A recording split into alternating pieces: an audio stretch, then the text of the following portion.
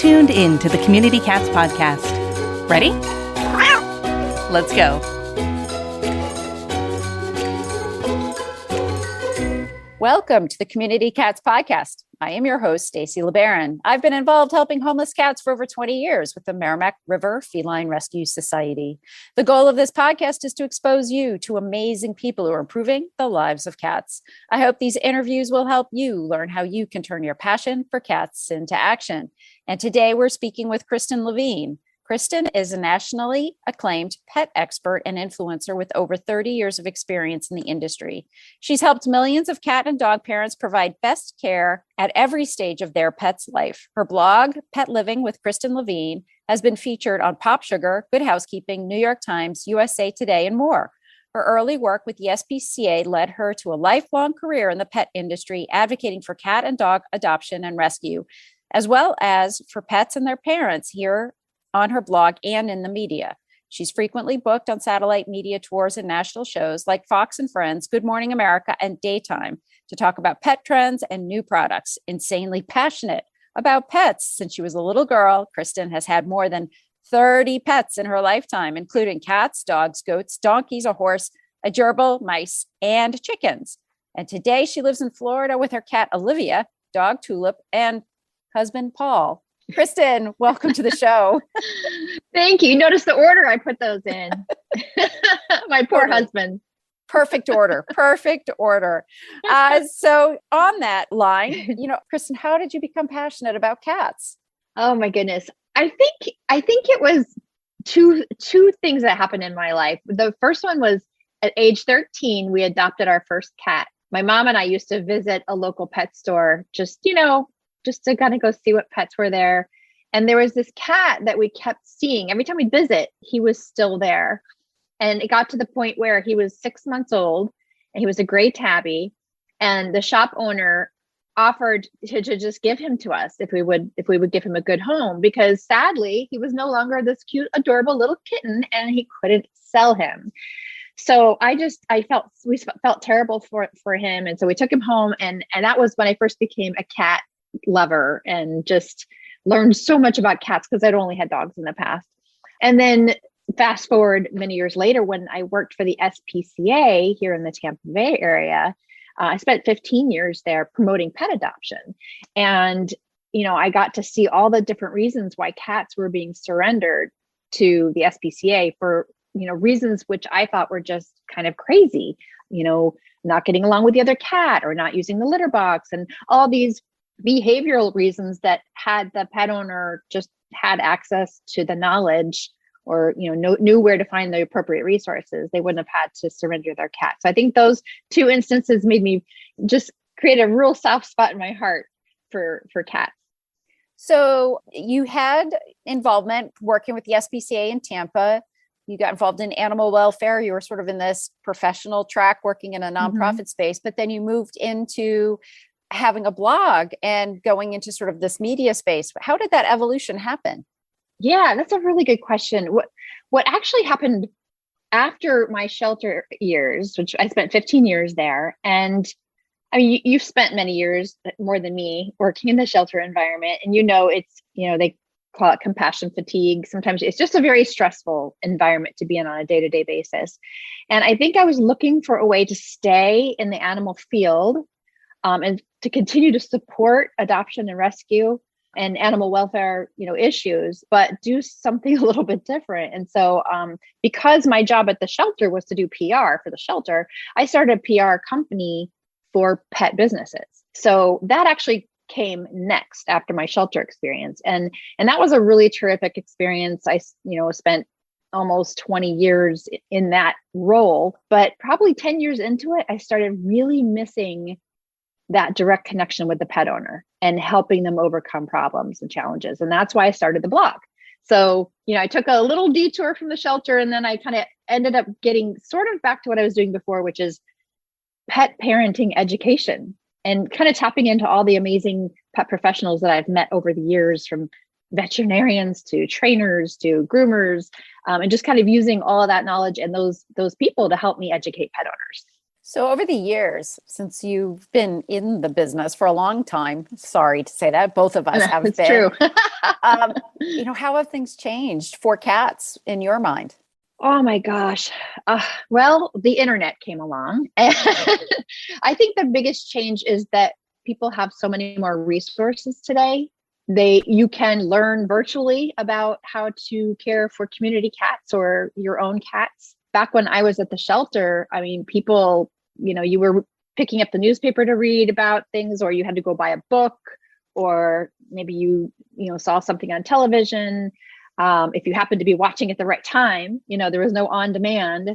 So I think just the access to information has exploded, and sometimes that can be not so good too, because all kinds of information are out there, not always the best information. But I think that's helped us to be more aware of where we can get help, and also if we're inclined to seek out help rather than surrender a cat for behavior problems we're having, hopefully we get the help we need before we get to that point. So you've talked about people asking for information to get help. What are some of the questions that you end up helping to answer via your blog? Yeah, the questions are kind of all over the map, but if I think about the most common questions or the most common categories, they always come down to behavior when it comes to cats. It's funny because when I was at the animal shelter back in the day, I'll say, there was so much education about responsible pet ownership, and that centered around providing them their basic necessities. Whereas now people are just craving information about how to modify cat behavior. And I do my best to educate them that it's oftentimes more about modifying behavior or our reaction to the behavior, and understanding that cats are not people, they're not dogs, they're cats, and we have to see things through their eyes and understand what their basic primal needs are in order to create an environment for them that is comfortable and doesn't elicit behaviors that we deem to be not appropriate. So that sounds like you talk about enrichment a lot, right? Enrichment seems to be the theme that we hear a lot more. I mean, as we try to encourage more folks to keep their cats indoors, there's a level of obligation that we then take on at that point in time, because then we have to provide a much higher level of enrichment for those cats that are indoors all the time versus those that go indoor, outdoor. And Right. It sounds like, so you're talking about enrichment, you're talking about some stress issues that might happen in the home. Before we hit the recording, we were talking a bit about anxiety and cats having, anxiety issues in the home. And is that because they're indoor only? Is it because they're not getting enough enrichment? What are those reasons? And you've really wanted to bring anxiety as a sort of a hot topic going forward. I don't know if you want to share a little bit about your campaign there. Yeah, I would love to. It was probably almost 6 years ago that I started an effort to educate cat parents about fear, stress, and anxiety in cats and how it manifests itself in their behavior. Also, basically what I had done is, since I had started the blog, I started kind of categorizing all the questions that I got both on the dog side and the cat side. And as we just were talking about a second ago, they always were heavily weighted to the behavior side. And oftentimes behavior that was a result of something that the cat or dog is fearful of or stressed about. And so I started Pet Anxiety Awareness Month back in 2017. And we always celebrated that month in June. And so what I would do is we would create content throughout the year, but then we would really highlight it, promote it during the month of June. We would book interviews on podcasts and, various digital media platforms, just to spread the word about how to identify stress symptoms in your cat.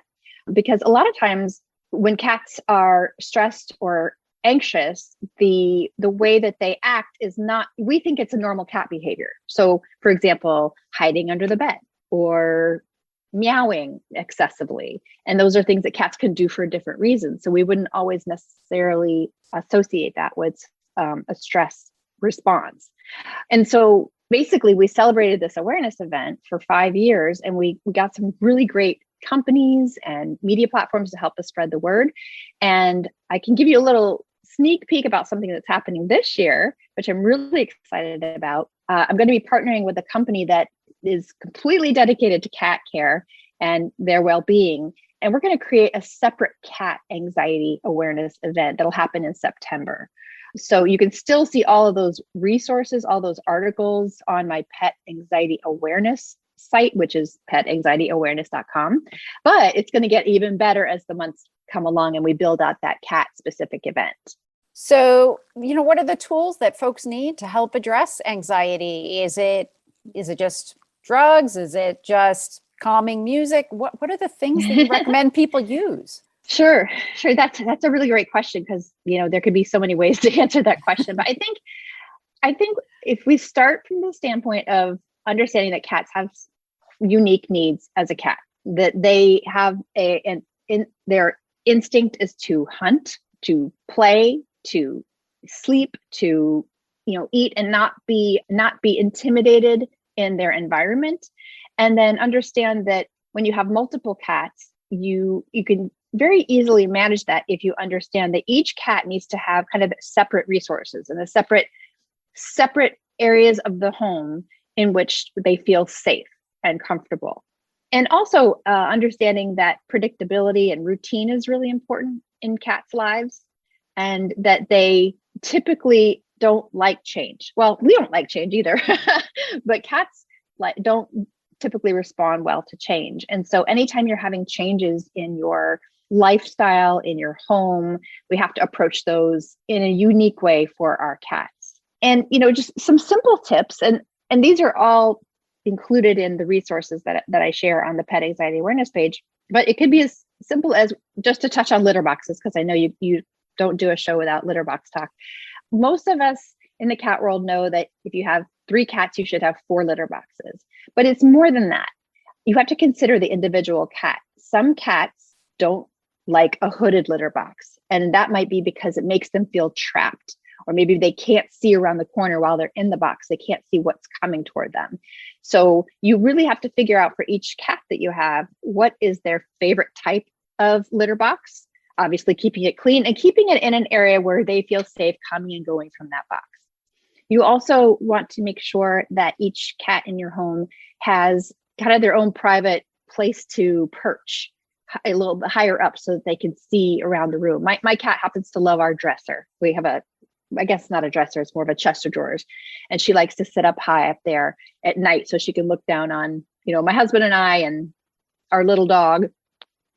And in the past, when I've had multiple cats, I've noticed they never shared the same perch. So I just think you need to understand that they're all cats. So they all have the same basic needs, but they also have preferences as well. So that's just a couple of examples of, some of the resources that you should provide to your cat to make them feel comfortable and safe in your home. The line that I pulled out, you may have seen me just scribbling it on paper here, which is, you just said, you have to figure out. You have to figure out. And it seems like we have that.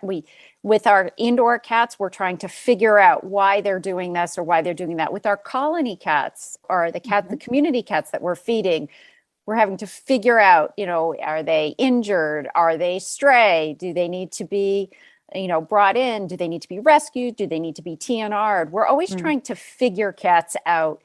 Do cats feel like we should be figuring them out? Oh, that's such a good question. They probably think we're silly and we're stupid or something. Oh, I don't know. I think we probably overthink it sometimes. And it's sometimes it's just a matter of trying different things to see what the cat seems to prefer, or what eliminates the behavior that we're trying to eliminate. Yeah, that's a tough question. Ever wanted to quickly connect, collaborate, or problem solve with others in the animal welfare field who are, real people? Look no further than Maddie's Pet Forum. Maddie's Pet Forum brings people of animal welfare together with the common goal to keep more people and pets together.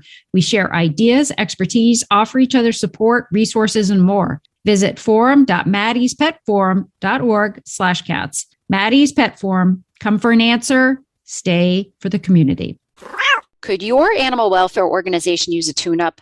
Humane Network can help. You can get a free 30-minute consultation to talk through your challenges and get ideas on how your organization can be more successful with less stress. From board development and fundraising to strategic planning and operations, Humane Network has got you covered. Whether you are a large or small, nonprofit or government, it's a live and thriving program led by a certified animal behavior consultant, features specially designed training for shelter and clinic staff on enrichment, stress reduction, safe animal handling, and behavior modification. With Humane Network, you receive individualized advice and support customized to meet your organization's unique needs. And Humane Network can lighten your load by taking on fundraising, communications, and other tasks you struggle with. Contact Humane Network today for a free 30-minute consultation. Visit humanenetwork.org. That's humanenetwork.org. Team Dubert is at it again, and now they have an amazing companion case management module that once again revolutionizes how you rescue animals. Dubert partnered with Dallas Pets Alive and the Spay Neuter Network to build a powerful solution that allows you to manage cases of any kind. Whether owner surrender calls or emails, community cat tracking and reporting, Dubert is the only system that integrates two-way text messaging, automatic follow-ups, and even a rehoming solution that every organization can use. No more trying to manage 10 different technologies when everything is all in one place and tightly integrated. From fostering to transport, fundraising to e-commerce, supply and demand to case management, Dubert has everything you need to streamline your operations so you can focus on saving more animals. Check out the new companion case management module at www.dubert.com/CCM and get signed up today. I think that we try too hard. I agree with you. I think we overthink it. I think we're afraid of failure. Yeah. And I think so much of our relationship with cats, indoor and outdoor, involves trial and error. So yes, maybe we do trap a cat. We bring the cat in to see if the cat will adapt in our household or will adapt in a certain environment. And then we realize that it may not be the best option for that cat. It's okay. It's okay to rewind and start at the beginning again and reform the bond that way. So I think we need to be more forgiving of ourselves as volunteers, as caregivers, as guardians, as feeders. I think we have to be more flexible and less judgmental. And I don't know if it comes from a dog world to a cat world, but we have a lot less control, I think, in the cat world than we may in the dog world, or our solutions may be different in the cat world than the dog world. You swing in both. How are these two worlds different to you?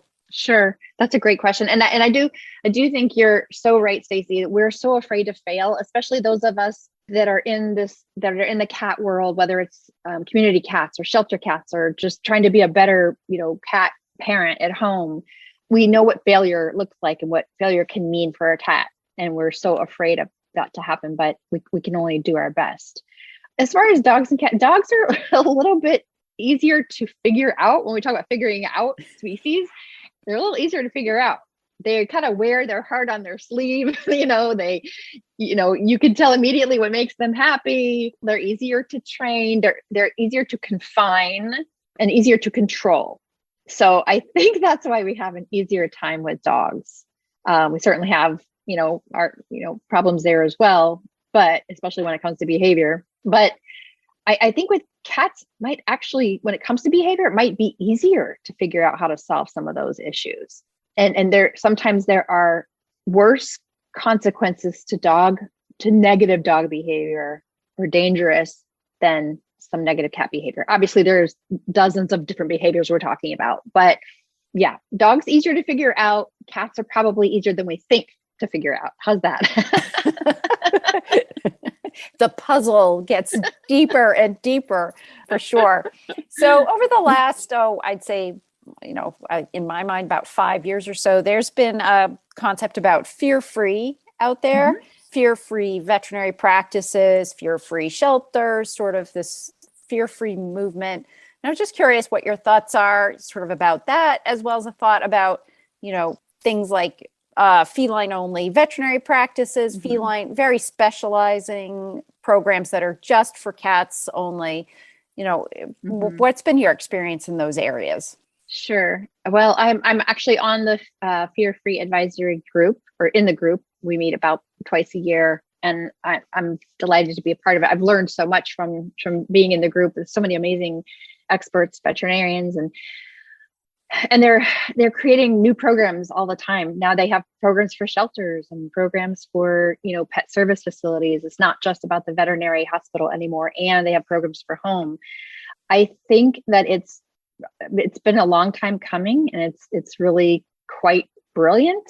I only take my cat to a cat-only veterinarian now since I started in the fear-free group. It was something I always knew in the back of my mind that made better sense to me, but I finally took that step, and it's a much better experience now.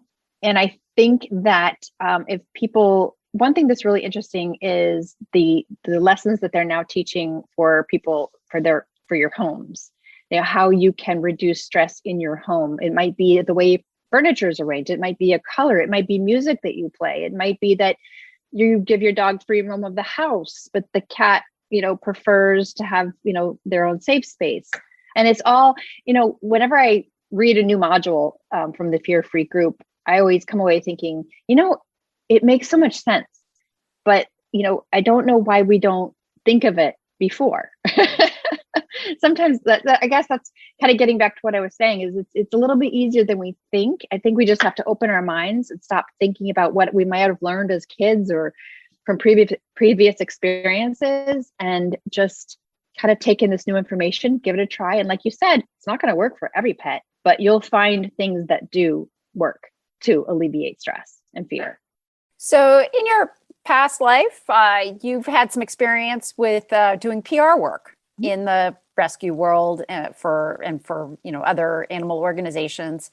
If you were volunteering or working with a relatively small organization, a lot of our listeners are either working for themselves, they're just trying to help cats in the backyard, or else working with a very small nonprofit organization. If you were going to do or assist them with PR or give them some tips on PR, public relations, and how to get the word out, what would your advice be? Yeah, that's a really good question. You have such great questions, Stacy.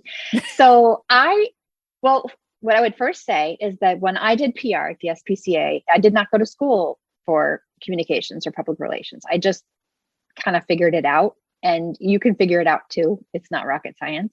I would say that you need to have a clear message, and that you can simply pick up the phone. And if we're talking about more traditional types of media, like your local news station or morning show or your local community newspaper, you can just right there pick up the phone, or you can easily find the email addresses on their websites, how to get hold of them.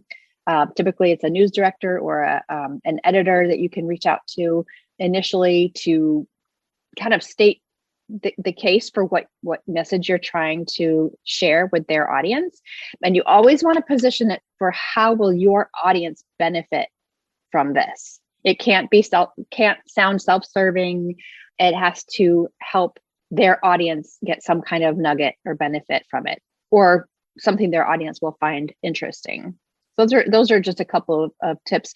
And one thing that we didn't have back when I was doing PR for the SPCA is there was no such thing as influencers. And now we have gazillions of influencers on social media, and really anybody can be an influencer. You don't have to have thousands or millions of followers, but if you can identify people in your community that are known for their love of, community cats, or, rescuing animals, or whatever that topic is, they are an influencer. And the people that are following them follow them because they are interested in what they do. And so you don't even have to go to the local news station or newspaper. You can just find a handful of those social media influencers in your area and see if they align with what you're trying to accomplish, and see if they'll help you out. And oftentimes they will. So don't be shy. Don't be shy. We're talking about cats here. It's that is one thing that is, I think, a little bit easier to do PR for a cause, an animal cause, or really any great cause, as opposed to some, corporate boring type of topic that you're trying to get publicity for. So, Kristen, if folks are interested in finding out more about the work that you're doing and the Awareness Month and those details, how would they do that? Sure. They can visit my blog, which is KristenLevine.com, or you can just Google pet living and It comes right up at the top. If you're specifically interested in the resources that I have around fear, anxiety, and stress for cats, as well as some great books to read and some videos, video interviews with some really great cat experts, you can go to petanxieityawareness.com. And like I said earlier, I gave a little teaser that come September, we're going to have a really great cat anxiety event that's going to really allow us to reach a broader audience with some really great resources. So stay tuned for that. Excellent. We'll make sure we get that in our e-news too, that we send out to everybody too. So we'll make sure we'll do that. Is there anything else you'd like to share with our listeners today? Oh my gosh. I want to thank you for the work that you do, Stacy. I was on your website earlier, just super impressed with all the virtual events that you put together, and I'm interested in attending a couple of them. I would just tell everybody that's listening to pat themselves on the back for the great work they're doing. I know it's hard work, and sometimes it feels like a thankless job, and sometimes we feel like we're failing, but just keep doing what you're doing. We're all learning together. We're all getting better together. Excellent. Kristen, I want to thank you so much for being a guest on our show, and I hope we'll have you on again in the future. Oh, I would love that. Thank you, Stacy. That's it for this week. Please head over to Apple Podcasts and leave a review. We love to hear what you think, and a 5-star review really helps others find the show. You can also join the conversation with listeners, cat caretakers, and me on Facebook and Instagram. And don't forget to hit follow or subscribe on Spotify, Apple Podcasts, Google Podcasts, YouTube, Stitcher, or wherever you listen to podcasts so you don't miss a single show. Thanks for listening, and thank you for everything that you do to help create a safe and healthy world for cats.